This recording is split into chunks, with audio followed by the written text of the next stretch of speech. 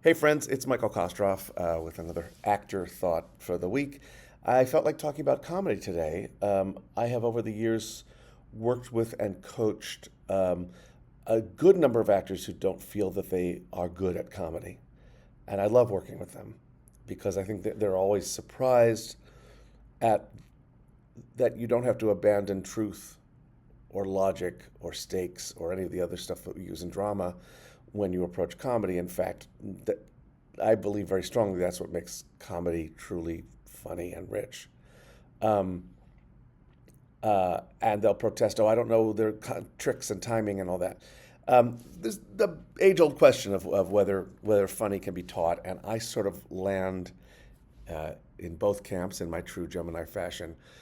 I do believe there is such a thing as comedic instinct. I have that. I don't know exactly that is sort of a gift. I've worked with a cast full of people who, like me, just instinctively know if I move the chair another inch on that line, it's going to be funny. We don't know why. Okay, I'm not going to deny that that exists, a sense of funny. However, I do think that people can be taught to play comedy uh, without necessarily having the greatest gift for comedy if they will be willing to be truthful. We always talk about being truthful in imaginary circumstances. Sometimes this is being truthful in ridiculous circumstances.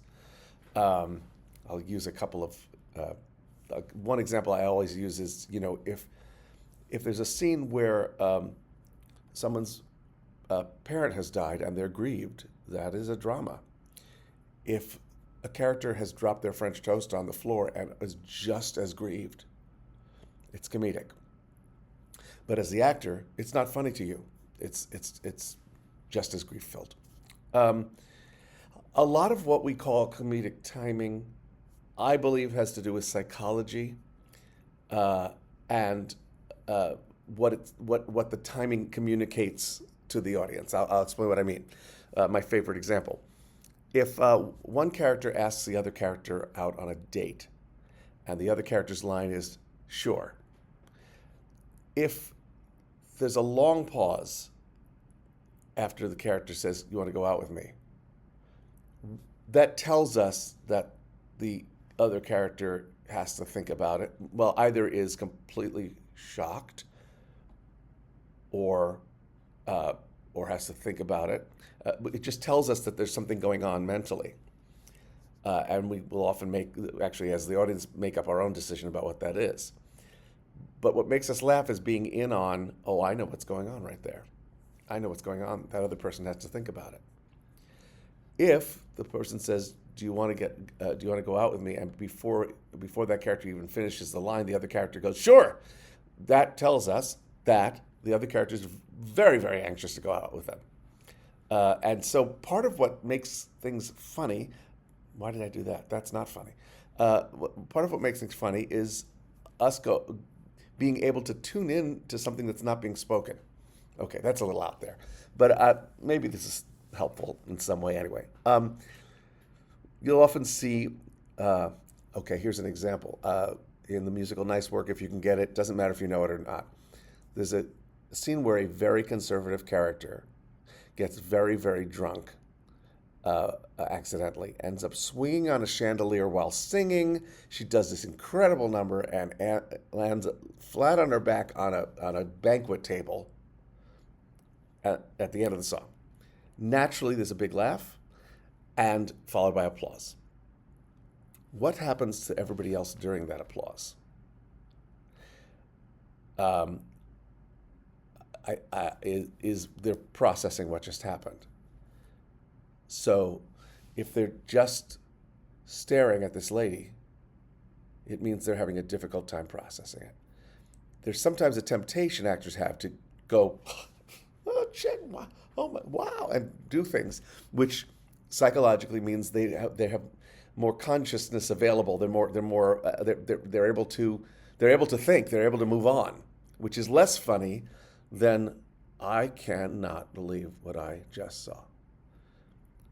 And you'll sometimes see this. I think it's a very good comedic choice. The applause ends and no one moves.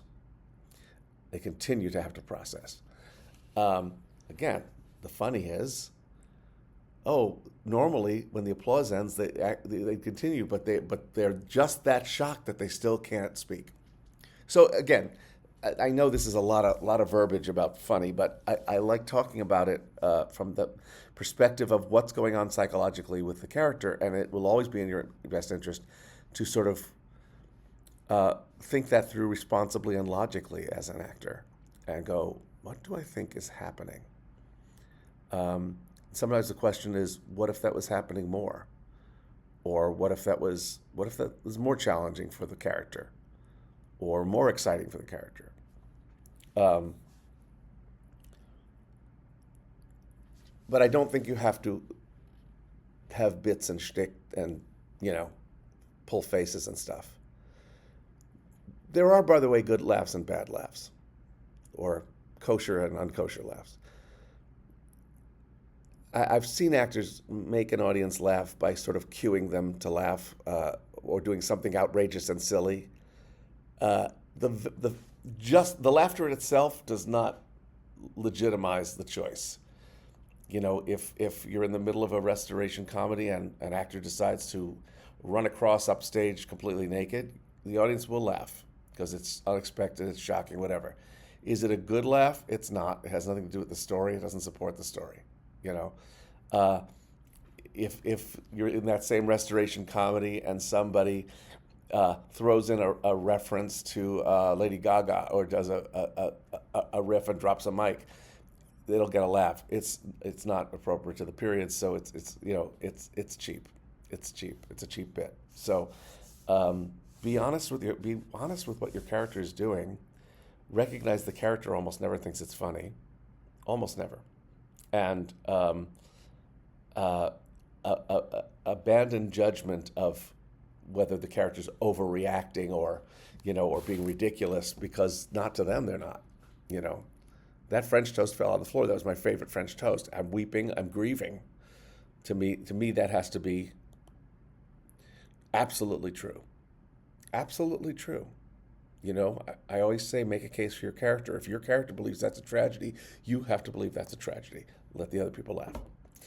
Anyway, I hope all this rambling, is helpful. I don't plan these things. I don't script these things. I just grab a topic and go. But I want to assure you that honest acting will come through for you, whether it's a drama or a comedy.